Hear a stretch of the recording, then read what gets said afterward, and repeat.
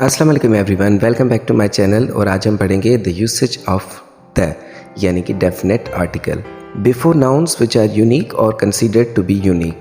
ऐसे नाउन्स जो मुनफरिद हों या अलग हों या फिर हम उनको कुछ मुनफरिद अंदाज में देखें, जैसे the earth, the sea, the sky, the equator, the stars, the holy Quran. When repeating nouns, जब हम किसी नाउन को रिपीट करें। A car struck a tree, you can still see the mark on the tree। अब देखें, पहले हमने a car और a tree इस्तेमाल किया, लेकिन उसके बाद हमने the tree इस्तेमाल किया, मतलब सेम ट्री हम रिपीट कर रहे हैं। I bought a pen and a pencil, I lost the pen।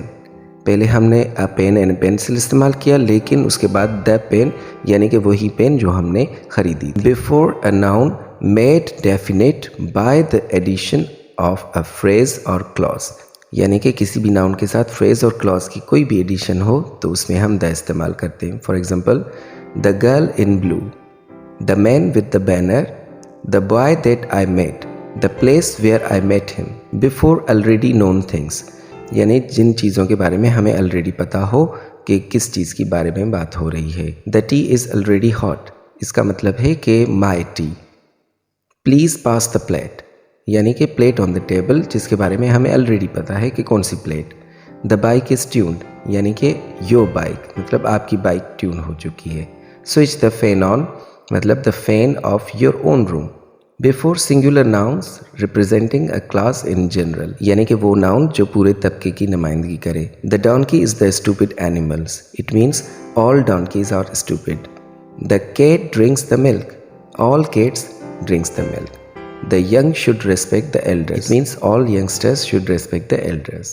Before names consisting of adjective plus noun, जैसे the Gulf of Mexico, the Cape of Good Hope, the United States of America, the Tower of London. Before nouns with individual letters, जैसे the USA, the UK, the UAE। Before nouns to distinguish one person from another of the same name, जब हम दो proper nouns को differentiate करें एक से दूसरे को, जैसे we have two Sarfaraz, which do you want.